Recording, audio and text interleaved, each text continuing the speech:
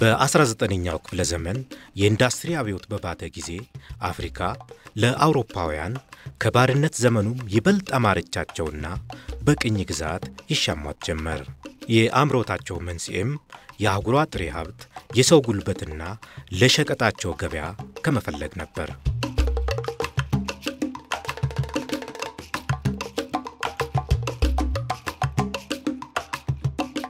የአህጉሪቱ ባለቤቶች አፍሪካውያን ሀገር ሰላም ብለው በተቀመጡበት በ1870ዎቹ መጀመሪያ አውሮፓውያን በርሊን ላይ ተሰባስበው የባለቤት ያህል አፍሪካን ተከፋፈሏት። ከዚህ መልስ እኔ ከዛ መልስ ያንተ አትለፍብኝ አላልፍብም ተባብለው ቃል ተጋቡና ወረራቸውን ቀጠሉ። በእኛ አካባቢ የመጡ አውሮፓውያን ሀገሮች ነበሩ። ከነሱም ውስጥ እንግሊዝን ብንወስድ ለምሳሌ ኬንያን፣ ዩጋንዳን፣ ሱዳንን ተቆጣጥሯል። ፈረንሳይን ብንወስድ ጅቡቲን ተቆጣጥሯል። ሶማሌ ጣሊያን የደረሳት እንግዲህ የደቡብ ሶማሊያ ነው። ሶማሊላንድም በእንግሊዞች ስር ነበር።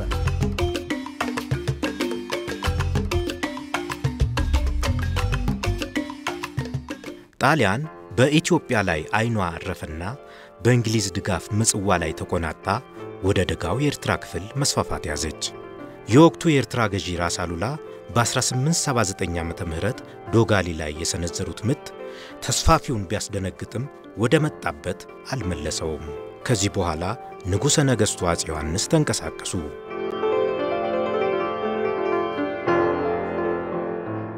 ኢጣሊያኖች ሳጢ ከሚባል ሀገር እርዳ በጅተው ነበር። አፄ ዮሐንስ ሀገሬን ለቃችሁ ሂዱ አሏቸው። እኔስ በሀገሬ ጥርኝም አፈር አልሰጣችሁ፣ በሀገራችሁ ኑሩ ተነሱልኝ አሏቸው። እነርሱ ግን የማይነሱ ቢሆኑ ሊወጓቸው ተጓዙ። እነርሱም የሰራዊቱን ብዛት ባዩ ጊዜ ከእርድ ገብተው የማይወጡ ሆኑ። አፄ ዮሐንስም ሀገሩ ሐሩር ይጸናበታልና ሰራዊት ይጎዳብኛል ብለው ተመለሱ። ደርቡሽ በመተማ ጎንደርን አቃጠለው የሚል ደብዳቤ ቢመጣሉ ወደ ደርቡሽ ተጓዙ። በፍጥነት 1890 ዓመተ ምህረት ኦልሞስት አንድ አመት ከአፄ ዮሐንስ ሞት በኋላ ማለት ነው። በእኛ አቆጣጠር 1882 ዓመተ ምህረት ኤርትራን እስከመረብ ምላሽ ከልሎ ኤርትራ የሚል አዲስ ስም ሰጥቶ የራሱን ቅኝ ግዛት ፈጠረ። ጣሊያን በተለይ ወደ ኋላ ነው የገባችው። ምክንያቱም የራሷን ስነ መንግስትን ማቋቋም በጣም ብዙ ጊዜ ስለወሰደባት እና ኤርትራን፣ ሊቢያንና ደቡብ ሶማሊያን በቁጥጥራቸው ስር አድርገው ነበር። በቅኝ አገዛዝ ስርዓት ስር አስቀምጠው ነበር።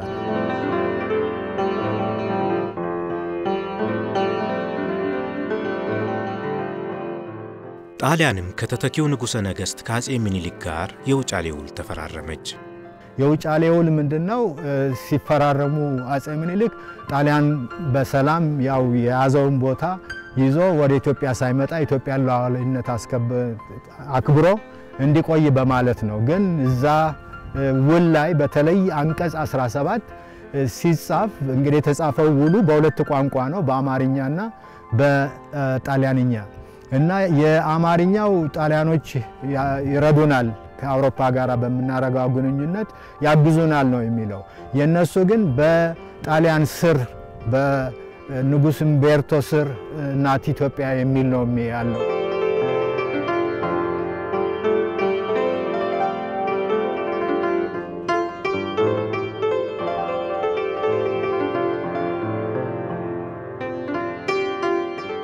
ውጫሌ የሚገኘው በደቡብ ወሎ ዞን አምባሰል ወረዳ ነው። ይህ አካባቢ ለሰሜንና ለመሃል ሀገር እንደ መተላለፊያ መንገድ የሚታይ ነው። የቦታው ለምላሜና አምባነቱ ለጥንቱ ወታደራዊ ስልትና እንቅስቃሴ ተመራጭ ያደርገዋል። በዚህ ምክንያት አፄ ምኒልክ እዚህ ቦታ ሰፍረው ሳለ ነው ውሉን ከጣሊያን መልእክተኛ አንቶኖሊ ጋር የተፈራረሙት።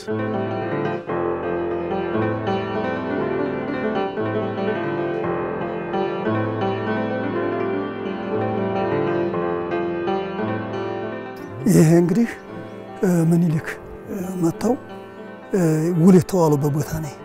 ውል የተዋሉበት ቦታ ነው። ውል የተዋሉበት ቦታ ነው። ይሄ አጠቃላይ እርሻ መሬት ነበር እዚህ አካባቢ ላይ። እዚህ እሳቸው አረፈ ብለው የተዋሉበት ነው። ይሄ አጠቃላይ ሰራዊቱን እዚህ አሳርፈው ብዙ ሳምንት እንደከረሙ ነው አያቶቻችን የሚነግሩን። ይሄ ብዙ ሳምንት ከርመዋል። እዚህ ውል የጨረሱበት ነው ይሄ ቦታ። አሁን ድንጋዩ ለምንድን ነው የተቀመጠው? እዚህ ጋር የምን ድንጋይ ነው የሚባል? ድንጋዩ ይሄ አሁን ጅና እየመጣ እየተከሳከሰ እንጂ የተወሰነ ጽሁፍ ነበር ይሉናል ቤተሰቦቻችን። ጽሁፍ ነበር ይሄ በደም ተጽፎበታል ውሉን የሚያስረዳ። ለአድዋ ጦርነት አንቀጽ 17 ምናምን እንላለን። ኦፍ ኮርስ እንደ ምክንያት ነው፣ ግን ዋናው እንደ ሽፋን ቢሆንም በተለያዩ የቅኝ ገዢዎች በተለያዩ ሀገሮች ይህንን የማጭበርበር የሆነ ትሪ ወይም ስምምነቶች እንደ ሽፋን ነው። ግን ዋናው ዓላማው ግን ኢትዮጵያን ቅኝ ግዛት ለማድረግ ነው። በብዛት ስለ አንቀጽ 17 ነገር ኢትዮጵያን ለመያዝ ነው።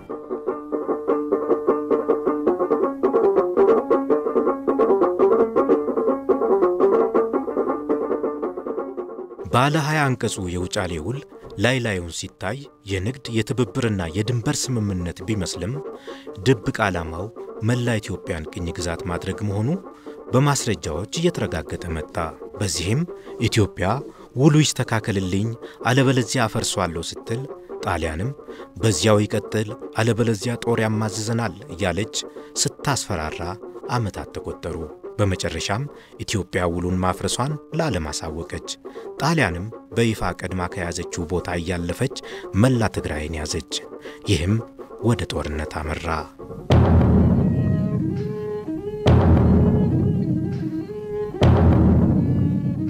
የአገሬ ሰው አሁንም አገር የሚያጠፋ ሃይማኖት የሚለውጥ ጠላት እግዚአብሔር የወሰነልንን ባህር አልፎ መጥቷል። እኔም የአገሬም ማለቅ የሰው መድከም አይቼ እስካሁን ዝም ብለው ደግሞ እያለፈ እንደ ፍልፈል መሬት ይቆፍር ጀመረ። አሁን ግን በእግዚአብሔር ረዳትነት አገሬን አሳልፌ አልሰጠውም። የአገሬ ሰው ካሁን ቀደም የበደልኩ አይመስለኝም። አንተም እስካሁን አላስቀየምኸኝም። ጉልበት ያለ በጉልበትህ እርዳኝ፣ ጉልበትም የሌለህ ለልጅህ ለሚስትህ ለሃይማኖትህ ስትል በሐዘን እርዳኝ። ወስልተህ የቀረህ ግን ኋላ ትጣላኛለህ። አልተውህም ማርያምን፣ ለዚህ አማላጅ የለኝም። ዘመቻዬም በጥቅምት ነውና የሸዋ ሰው እስከ ጥቅምት እኩሌታ ድረስ ወረይሉ ከተላግኘ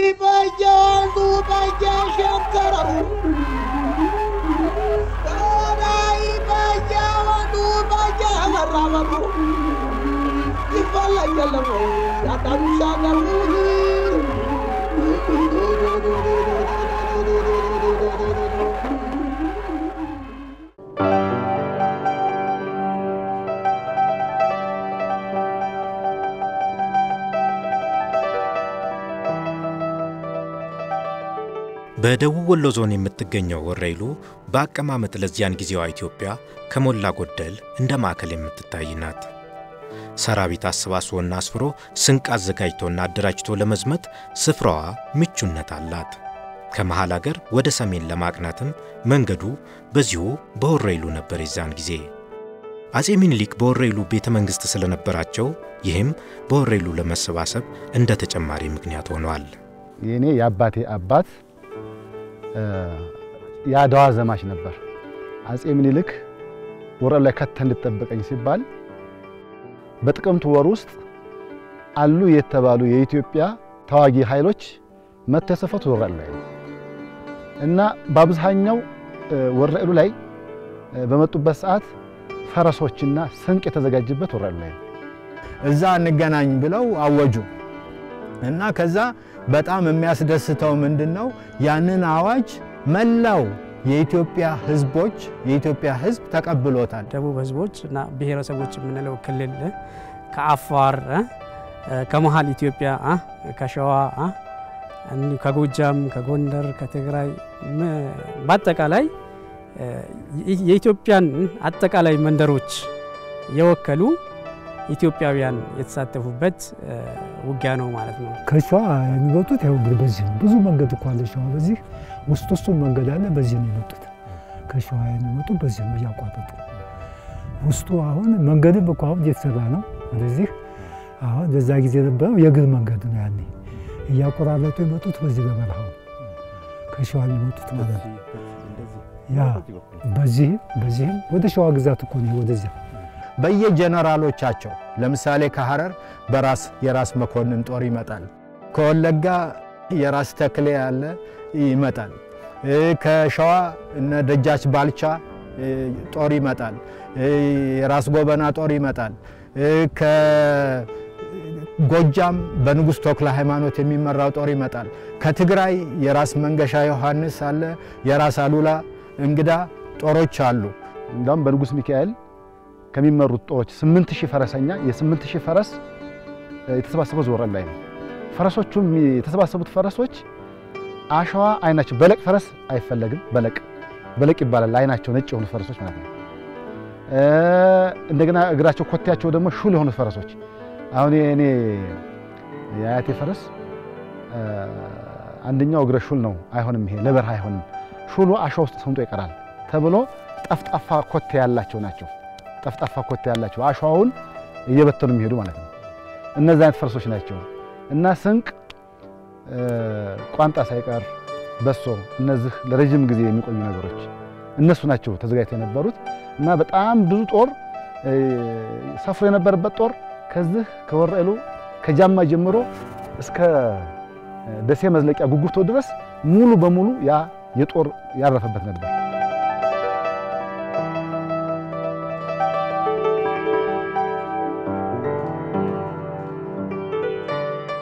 ወረኢሉ በዛን ዘመን የሰራዊት መተላለፊያና መሳፈሪያ እንደነበረች የሚያመለክቱ የመንደር ስሞች ዛሬም ድረስ አሉ ጎንደሮች ሰፈር ዳርጌ ሰፈር ሌላም የሚባሉ ራስ ዳርጌ ያው አንድ የጦር መሪ ናቸው ግን በያ ቦታ በእሳቸው ስም የተሰየመ ያቺ ቦታ ከፈት ያለ ቦታ ታያለች ያቺ ናት ራስ ዳርጌ የምትባለው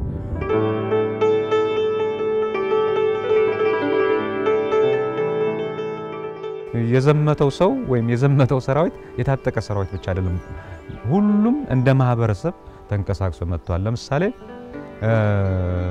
ስርዓተ ግብሩን የሚመሩ ለምሳሌ ስርዓተ ግብር ሲባል ከወጥ ቤቱ ከጠጁ ከእንጀራውም ከሁሉም ነገር ጋር የተያዘ ስራ የሚሰሩ ሰዎች አሉ የአዝማሪዎች ስብስብ ነበር የብረት ባለሙያዎች ነበሩ የሽመና ባለሙያዎች ነበሩ የሃይማኖት አባቶች ከነታቦታቸውም የተንቀሳቀሱ እንደነበሩ የታሪክ ድርሳናት ይገልጻሉ ውጊያ ነው ጦርነት ነው ሞት ሲያጋጥምም የሞተውን ጀግና ልክ ተገቢውን አገር ቤቱ ወይም በህመም ወይም በሌላ ምክንያት ቤት ውስጥ ሲሞት እንደሚደረግለት አልቃሾችም ከየቦታው መጥተው ስርዓቱን በተከተለ መልኩ የብሔሩን የአካባቢውን በቋንቋው በሃይማኖቱ በሁሉም በልማዱ የሚገባውን ክብር ሲሰጡ የነበሩ አልቃሾችም ተንቀሳቅሰዋል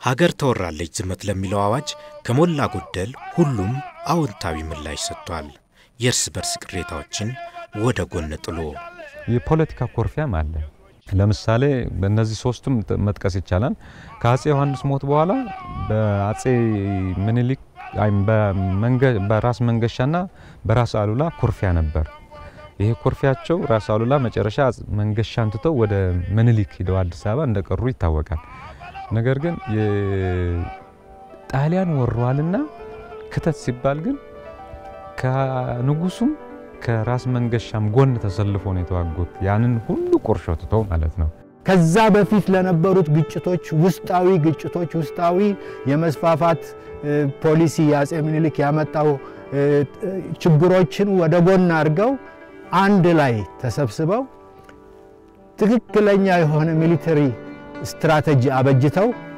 መጓዝ ጀመሩ ማለት ነው የኢትዮጵያን መጪውን ራዕይ የምታይበት ማለት ነው ሁሉም አኩርፎም የነበሩ ሁሉም በተለያየ ምክንያት ከንጉሱ የእዝ አመራር አፈንግጦ የነበሩ ሰዎች በሙሉ ነው የመጡት የነበራቸው መናቆር የተለያዩ ነገሮች ወደ ጎን ትተው በአገር በመጣ ጉዳይ ላይ ግን አንድ ሆኖ የመቆም እንትን አለ። ይሄ ሲወድ ሲወርድ የመጣ የቆየ ኢትዮጵያዊ ባህል ይመስለኛል።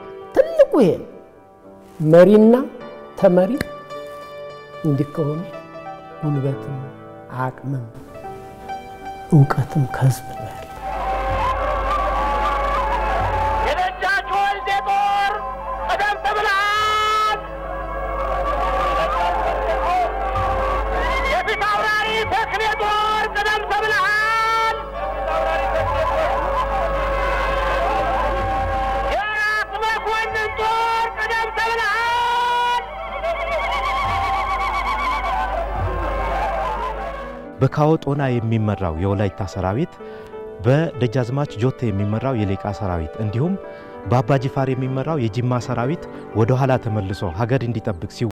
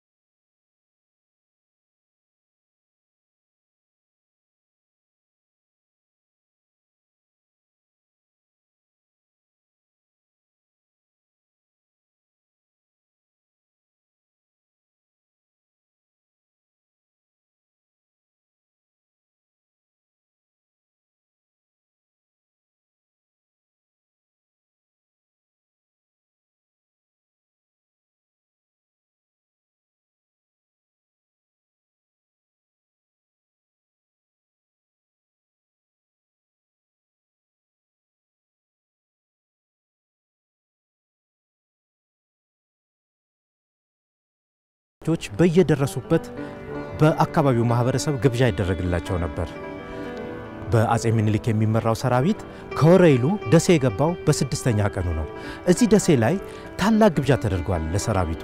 በየአካባቢው ያለው ህዝብ ገበሬው ነዋሪው በዛ ተጨማሪ ደግሞ አብያተ ክርስቲያናት የተለያዩ ድርጅቶች ያላቸውን ለዘማቾቹ ይሰጡ ነበር። አንደኛ ውሃ ይዞ ይጠብቃል፣ በመንገድ ስንቅ ይዞ ይጠብቃል፣ ጧፍ ይዞ ይጠብቃል፣ በአገልግል ስንቅ ቆጥሮ ይጠብቃል፣ በሶ ፈይቶ ይጠብቃል። በቅሎም ይሰጣል፣ አህያም ይሰጣል። ምክንያቱም እነሱም ያስፈልጋሉ ዕቃ ለማጓጓዝ። ፍሪዳ ሁሉ ይሰጥ ነበር፣ አብሮ ይነዳ ነበር፣ በግ ፍየል አብሮ ይነዳ ነበር። በሌላ በኩል አጼ ምኒልክም ምን አድርገዋል? በየዋና ጣቢያዎች ዳስት ይጣልና ምግብ ተዘጋጅቶ ያበሉ ነበር እስከ መጨረሻው ድረስ። በአድዋ ላይ ኢትዮጵያዊ ሆኖ የድል ጠጠር ያልወረወረ የለም። ከመነሻው ከድርጊቱ ከጉዞው ጀምሮ ለድል የሚያበቁ ነገሮች እየተመቻቹ ነው የሄዱ። እንግዲህ ይሄ ምንድነው? ይሄ ሁኔታ ኢቭን ጦርነቱ ከመጀመሩ በፊት ያ ህዝብ እርስ በርሱ እንዲተሳሰር፣ እንዲፈቃቀር፣ እንዲረዳዳ ዓላማውን ሳይስት ያንን ዓላማውን ግብ ላይ ለማድረስ እንዲያደርግ የሚያዋሉ ሁኔታዎች አሉ።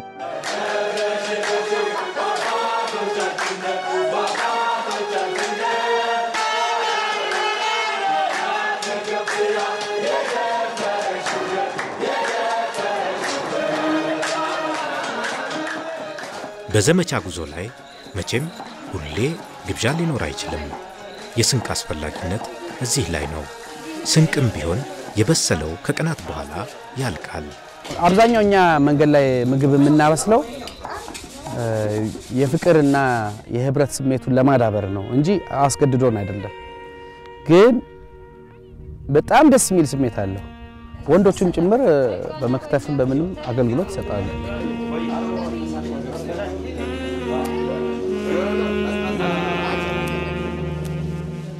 የጉዞ አድዋ ተጓዦች የሆቴል አማራጭ አላቸው። የጥንቶቹ የአድዋ ዘማቾች ግን ማብሰል ግድ ይላቸዋል። ለዚህም የእንጀራ ምጣድና ድስት የሚያስፈልገውንም እህል ተሸክመው ነው የዘመቱት። የምግብ ዝግጅት ጫናው ደግሞ በተለይ ሴቶቹ ላይ ይበረታ ነበር። በ12 ዓመታቸው አድዋ የዘመቱት ፊታውራሪ ተክለ ሐዋርያት የአይን ምስክር ናቸው። ወለተ አማኑኤል ከዘመቻው ላይ በጣም አገለገለች። ከቶ እርሷ ባትኖር ኖሮ እንዴት ሆን ነበር እያልኩ ሳስበው ያስደንቀኛል። ዕቃ ተሸከማ ስትሄድ ትውላለች። ከሰፈርም በኋላ ውሃ ቅርታ፣ እንጨት ለቅማ፣ ቂጣ ጋግራ፣ ወጥ ሰርታ ታበላናለች። ወዲያው እንደዚሁ ለማታ ታሰናዳለች። የወለተ አማኑኤልን አገልግሎት እያሰብኩኝ ስደነቅ በየሰፈሩ እንደዚህ እንደርሷ ስንት ሴቶች እንደሚያገለግሉ ይታሰበኛል። የኢትዮጵያን መንግስት ነፃነቱን ጠብቀው አሁን አለንበት ኑሮ ላይ ያደረሱት እነዚህ የዘመቻ ኃይሎች ናቸው። ሴቶችም ትልቅ ሚና ነበራቸው እና የሴቶቹ ሚና ምንድነው? አንደኛ እቴጌ ጣይቱ እህታቸው ወይዘሮ አዛለች፣ የአፄ ምኒልክ ልጅ ወይዘሮ ዘውዲቱ በዛን ጊዜ እነሱም እዛ ጦር ቦታ ነበሩ እና በጣም ትልቅ የተጫወቱት ሚና ምንድነው? 10,000 ሴቶች አሰልፈው እነዚህ 10,000 ሴቶች ዋንጫ ይዘው ወይም ደግሞ የውሃ መቅጃ ይዘው ለተቆሰሉት ውሃ ማቅረብ፣ ለሚዋጉት ውሃ በማቅረብ አይዞህ በማለት በኋላቸው ሆነው ከባድ ሚና ተጫውተዋል። ጣሊያኖች ያ የላቸውም ነበረ በዛን ጊዜ።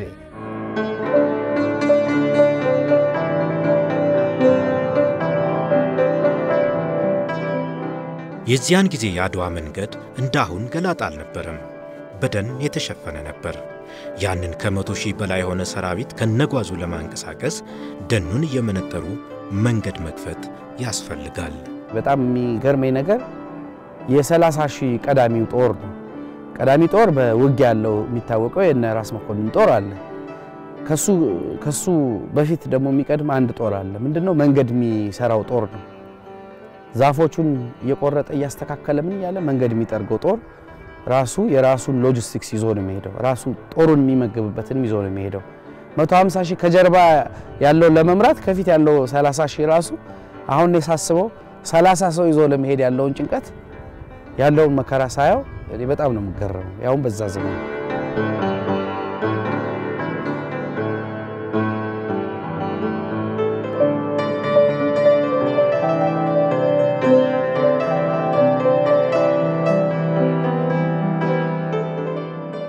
ጉዞ የሚከብደው ለኛ ነው። ምክንያቱም በዚህ ዘመን በትራንስፖርት ስለምንንቀሳቀስ ሁሉም ሰው የአካል ዝግጁነት የለውም ጉዞ ለማድረግ። ስለዚህ የእግር ማበጥ፣ የእግር ውሃ መቋጠር፣ የጡንቻ መሸማቀቅ የመሳሰሉት ነገሮች እኛን ነው የሚከብደን እንጂ በቀደመው ጊዜ ለመጓዝ እንደውም 30 አነሰኝ የሚል ነው። አንድ ጊዜ ይዞት ነው የሚሄደው።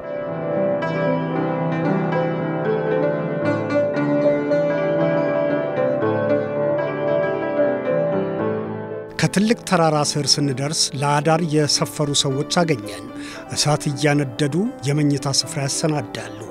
የመኝታ ስፍራዬን ከሰዎቹ መካከል አዘጋጀው። ከመሬቱ ላይ ጠጠሩን ጠረኩና ነጠላዬን ለበስኩና ጠመንጃዬን ተንተራስኩና ተኛሁ። እንቅልፍ ተጫነኝ። ግን ከእኩለ ሌሊት በኋላ ቅዝቃዜ በረታ። እንቅልፍ ከለከለኝ። ለመቼ ነግቶልኝ ስላደርኩ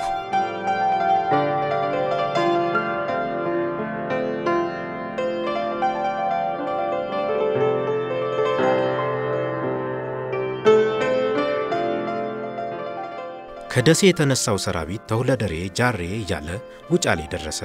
ውጫሌ የውል መፈረሚያ ብቻ ሳትሆን የአድዋ የዘመቻው መተላለፊያም ሆነች።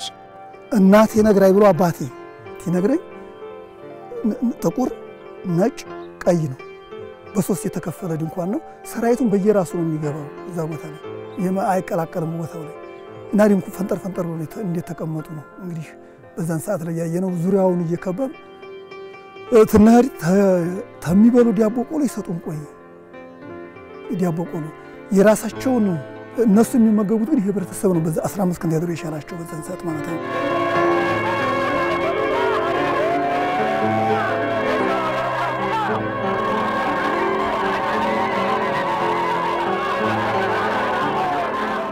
ኢትዮጵያውያን የውጭ ጠላት ሲመጣ የውስጥ ቅሬታን ወደ ጎን ጥሎ በጋራ የመሰለፍ የቆየ ባህል አላቸው እየተባለ የሚነገረው በዚያን ጊዜ በዚህ በመርሳ ላይም ታይቷል።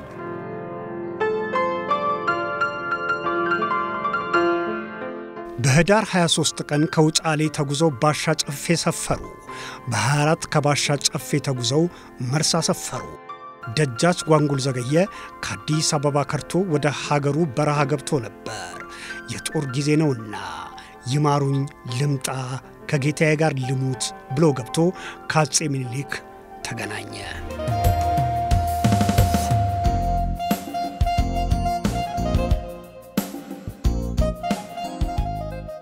በአድዋ ዘመቻ ክተት አዋጅ ላይ የመሃል አገር ሰው ወረይሉ እንዲሰባሰብ እንደተነገረው ሁሉ የጎጃም፣ የደንቢያ፣ የቋራ፣ የቤጌምድርና ከጨጨሆ በላይ ያለው ህዝብ አሸንጌ እንዲሰባሰብ ነበር የታወጀው። ከአፄ ምኒልክ ሰራዊት ፊት የሚጓዘው የራስ መኮንን ሰራዊት አሸንጌ ሲደርስ በቦታው ከነበረው የራስ አሉላ ሰራዊት ጋር ሊደባለቅ ችሏል።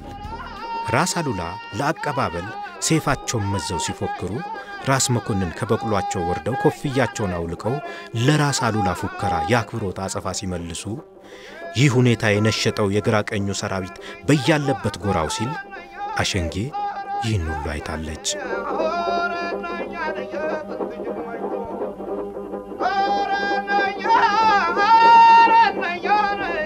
በዚያውኔ ማይጨውን አቋርጠው አምባላጌ ደረሱ።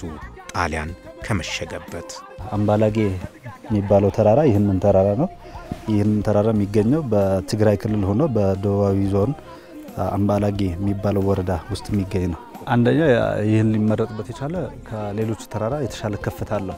ሁለተኛ ደግሞ ጠላት በቀላሉ መውጣት አይችልም፣ እዛ ሆነን እናጠቃዋለን የሚል አመለካከት ነው። ስለዚህ የተሻለ ኮረብታ ስለሆነ እንደምታየው በዙሪያው ደግሞ በቀላሉ ለመውጣት በጣም አስቸጋሪ ነው። በአንድ ሳይድ ስለሚመጣ ጠላት እዛው ያለ ለመድፈቅ እንዲያመቸው። ነገር ግን እንደጠበቀው አልሆነም። ኢትዮጵያውያን ሳያስቡ በዚህ ጋር እየተወጣጡ እጅ ለእጅ ከጀርባ ወደ ጀርባ እየተዛዘሉ ወጥተው ድል ያደረጉበት ሁኔታ ነው ማለት ነው። እንደነገሩኝ አያቴ 3-4 ሰው እየተነባበረ ከዚያ ላይ እየወጣ ያኛው እየወጣ ደግሞ ሌላው እየወጣ ሰው እንዲተንበርክኩ እንደ መሰላል ሆኖ ሰው እያገለገለ ልክ በ10 ሰዓት አካባቢ ወጥቶ ቦታ ይዞ ይጠብቃል።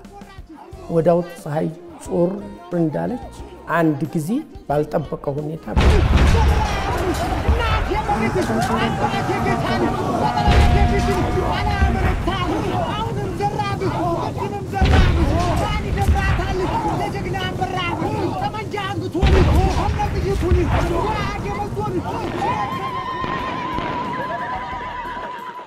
የአምባላጌው እጅግ በጣም ታሪካዊ ጦርነት ነው። ምክንያቱም መጀመሪያ የነበረው ስዕል በመከላከል ላይ የነበረው የራስ መንገሻ ሰራዊት እየተሸነፈ ከቋዓቲት በኋላ የመጨረሻ ምሽጉን ወይም የመጨረሻ ምሽግ ብሎ የያዘው ቦታ ከሐሸንጌ የሚባለው ሐይቅ ጀምሮ ያለው አካባቢ ነበርና ያን ያህል ተገፍቶ የመጣ ሰራዊት እያለ የጣሊያን ትልቅና በጣም የማሸነፍ ወኔ ያለው ሰራዊት ይዞ እንደመጣ ነበር የሚታሰበው።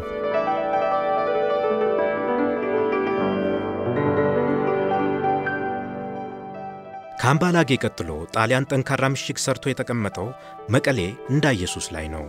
እንዳ ኢየሱስ በአሁኑ የመቀሌ ዩኒቨርሲቲ ዋናው ግቢ ጎን ከመቀሌ ከተማ ደቡብ ምስራቅ አቅጣጫ የሚገኝ አምባ ነው። ከኋላችን የምናየው ምሽግ ጣሊያኖች የሰሩት ነው። ጋሊያኖፍ ፎርቴ ጋሊያኖ ይባላል። በጋሊያኖ የሚመራ አብዛኛው የቅጥር ወታደር ነበረ እዚህ የሰፈረው ከ1000 በላይ። ጣሊያኖቹ ከ300 አይበልጡም። እዚህ ሰፈሩ። መትረየሳቸውን አጠመዱ እና መጀመሪያ ውይይት አደረጉ ለማስለቀቅ። ይሄ ሉዓላዊ ግዛታችን ነውና ከዚህ ቦታ ውጡ ቢባሉ አንወጣም አሉ። ለ2 ሳምንት በተደረገው ጦርነት ብዙ ኢትዮጵያውያኖች እዚህ ቦታ ላይ አልቀዋል። የኢጣሊያ ሰራዊት የያዘው ታክቲክና የኢትዮጵያ ሰራዊት የያዘው ታክቲክ በራሱ ልዩነት ነበረው።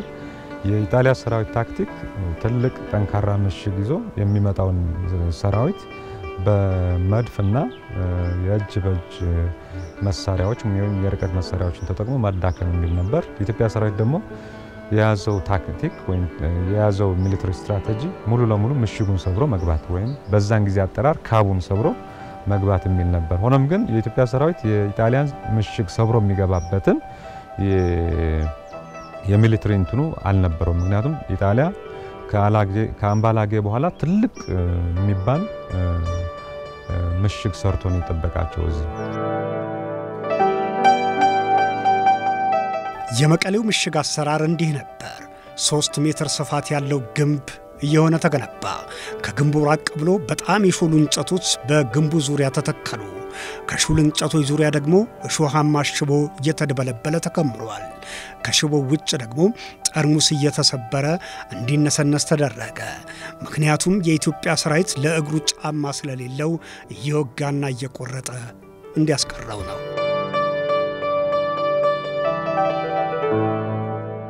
ጣሊያኖች እንደዚያ ጠንካራ ምሽግ ቢሰሩም ምሽጋቸው ውስጥ ቋሚ የውሃ ምንጭ አልነበራቸውም። ጊዜያዊ ኩሬ ነው ያዘጋጁት። ሲያልቅባቸው የሚሞሉት ከምሽጋቸው ጎን ካለ ምንጭ ነው። እቴጌ ጣይቱ ምንጩ ላይ ወታደር አስፍሮ እንዳይቀዱ መከላከል የሚል ሐሳብ አቅርበው ይሄው ተግባራዊ ሆነ። ከ2 ሳምንት በኋላ ጣሊያኖች በውሃ ጥም የተነሳ እጃቸውን ሰጡ። እቺ እንግዲህ ማያኒስቲ የምትባለው ነው።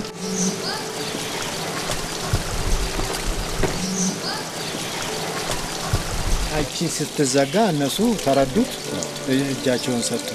ማያኒስቲ የተባለችውን ስሟ አርባ ምንጭ ትባል ነበር። ውሃዋን ይዘው ጣሊያን ከበው ካስለቀቁት በኋላ ማያንስት አሏት። ማያንስት ማለት እኔ ሴት ከነሰራውቴ ስለደገፈችብኝ የሴት ውሃ በሏት ማለት።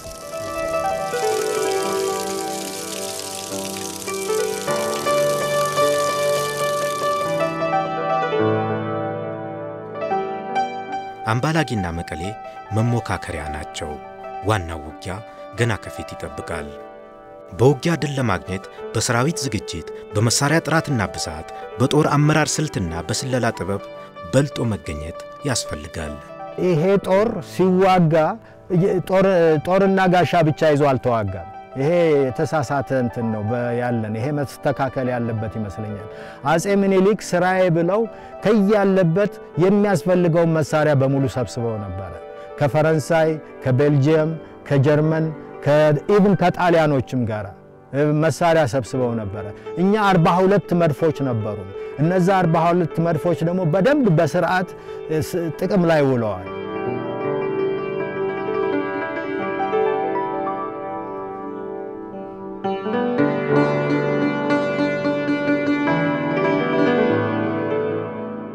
የኢትዮጵያ ሰራዊት የሰፈረው አክሱምን ከጀርባው አድርጎ ከአድዋ ከተማ በስተደቡብ በአቡነ ገሪማ፣ በማይጓጓ፣ በእንዳ ጊዮርጊስና ሶሎዳ አካባቢዎች ነበር። ፈረሰኛው ሰራዊት እስከ አልመዳ ባለው መስክ ሰፍሯል ለግጦሽ ሲባል።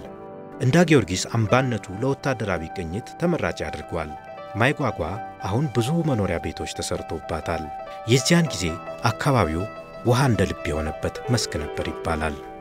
የጣሊያን መንግስት እንትጮ የምትባለዋን ከተማ ሰፈረ። ወይም ትልቅ ምሽግ አምባ ሶይራ የሚባል ቦታ ላይ ወይም ማውንት ሶይራ ይሉታል ቦታ ላይ ምሽጉን ቆፈረ።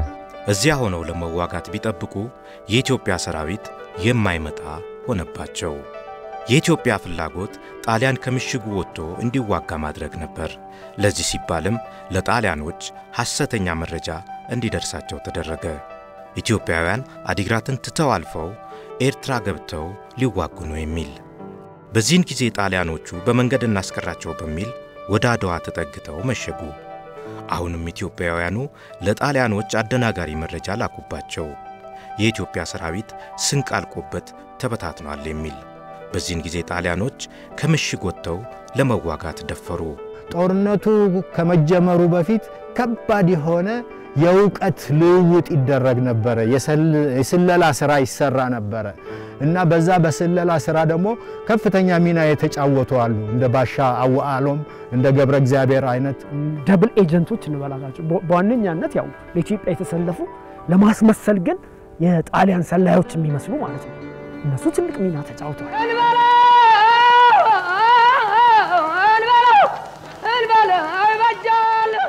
በየካቲት 23 ሌሊቱን በ11 ሰዓት የኢጣሊያ ወታደር ተሰልፎ መጥቶ ተታኮሰ። ከኢጣሊያኖች ሁለቱን ማረኳቸው። ምርኮኞቹን ቢጠይቋቸው 4 ጄኔራል በአባ ገሪማ በኩል 1 ጄኔራል በማርያም ሸዊቶ በኩል መጥቷል ብለው አወሩ።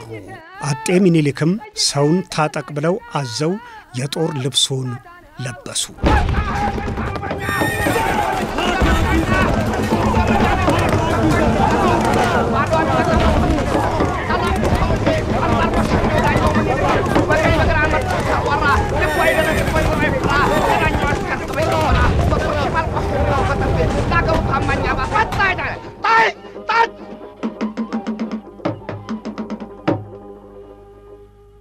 ይህ ቦታ ምንድብድብ ይባላል። ምንድብድብ ከሶስቱ ትላልቅ የውጊያ አውደ ግንባሮች አንዱ ነው። እዚህ ቦታ ላይ የመጀመሪያው ኃይለኛ ውጊያ የተደረገበት የመጀመሪያው የድል ብስራትም የተገኘበት ቦታ ነው። ይሄ ቦታ ምንድብድብ የተባለው ከአድዋ ጦርነት በኋላ የቀድሞ ስሙ ገሰሶ ወይ ደግሞ ኪዳነ ምሕረት ገሰሶ ተብሎ ይጠራል። ምንድብድብ ማለት በትግርኛ የተቆራረጠ ወይ ደግሞ ቁርጥራጭ እንደማለት ነው።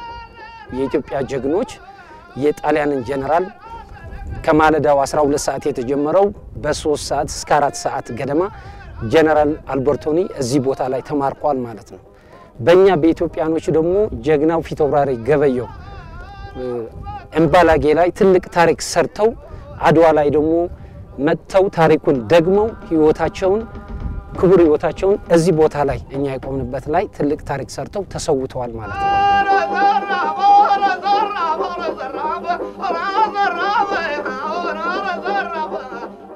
ጠዋት ጄኔራል አልበርቶኒን የማረከው ሰራዊት ረፋድ ላይ ጄኔራል አርሞንዲን ገደለ።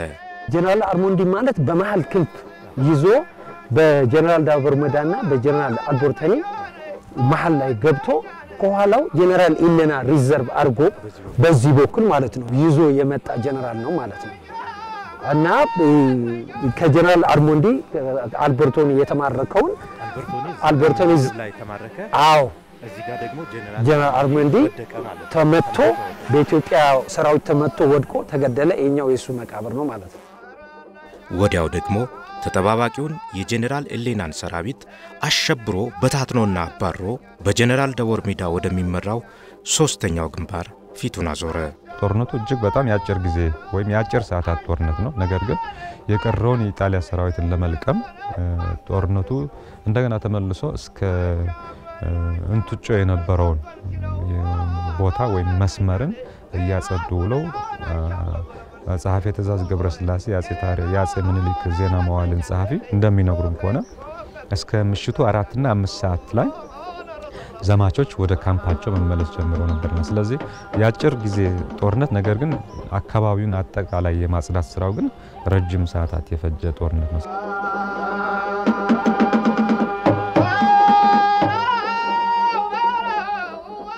ይህ አካባቢ ማርያም ሸዊቶ ይባላል። ሶስተኛውና ትልቁ የውጊያው ግንባር ይህ ማርያም ሸዊቶ ነው። እዚህ ቦታ ላይ ኢትዮጵያውያን በማያወላዳ ሁኔታ ድሉን ያረጋገጡበት ቦታ ነው። ጄኔራል ደወር ሜዳም ሞቶ መቃብሩ እዚሁ ቦታ ላይ ይገኛል።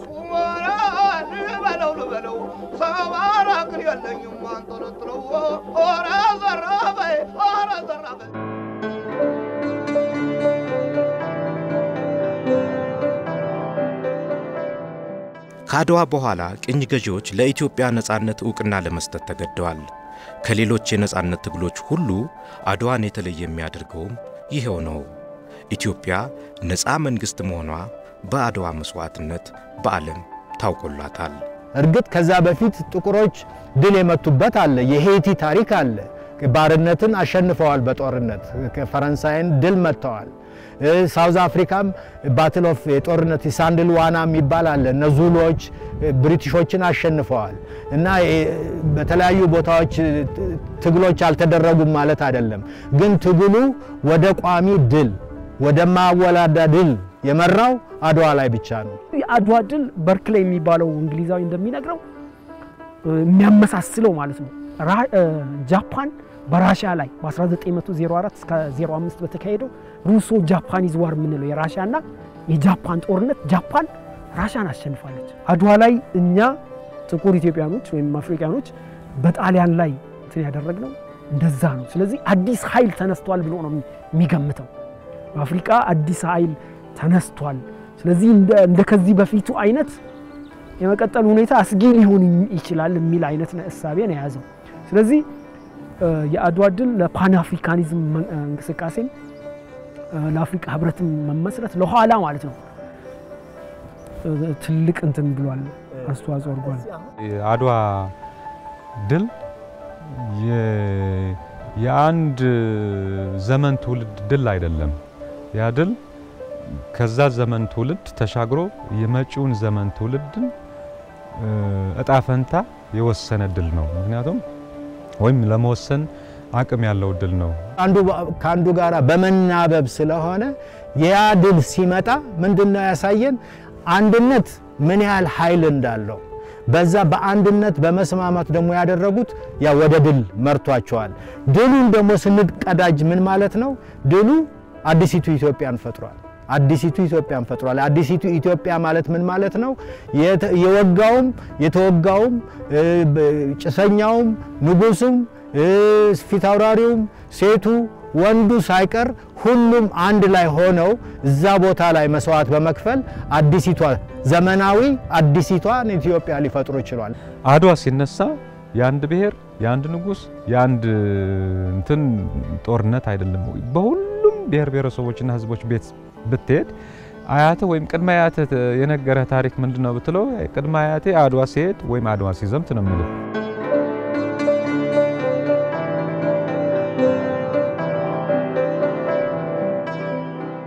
ልክ የአድዋ ኢኮ ወይም የአድዋን ነጸብራቅ ብለን የምንለው ግን የኢትዮጵያ ህዝቦችን አንድነት እንዳጠናከረ የሌሎች ጥቁር ህዝቦችን የነጻነት ጉዞም አቀላጥፈዋል። የሌሎች ጥቁር ህዝቦችን የነጻነት ትግል ይበልጥ ጥንካሬ እንዲያገኝና እንዲፋጠን ረድቷቸዋል። ስለዚህ አድዋ ሲባል የኢትዮጵያም ድል ነው። በይዘት የኢትዮጵያ ድል ቢሆንም በመንፈስ ግን የሁሉም ጥቁር ህዝቦች ድል ነው። ጦርነቱ ላይ 7000 ኢትዮጵያውያን ህይወታቸው ተሰውቷል እና የ7000 አጽም አድዋ ላይ አለ ማለት ነው። እና ያ አጽም ሁሉ ጊዜ እኛ ማስተዋሻ ሆኖ መቆየት አለብን። ምክንያቱም ለዛ ለአሁን ላለን ነጻነት ለነጻነታችን ለክብራችን ለዲግኒቲ የሚሉት ፈረንጆች ዲግኒቲ የሚሉት አለ ለክብራችን ያ መስዋዕትነት አለ እና ያንን መስዋዕትነት ሁሉ ጊዜ እያስታወስን ችግሮችን ቢመጡብን ችግሮቹን እየፈታን ወደፊት ለመገስገስ ማሰብ አለብን ማለት ነው። የሚመጡ ችግሮች መፈታት አለባቸው። በምንም አይነት ከአድዋ ጦርነት ሊበልጥ አይችልም። እዛ ላይ የተደረገው መስዋዕትነት ሊበልጥ አይችልም።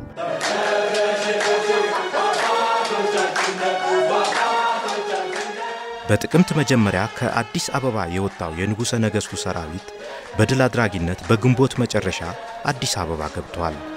የአድዋ ድል የአንድ ቀን ጦርነት ቢመስልም የደርሶ መልስ ጉዞ 9 ወራት የፈጀ ነው።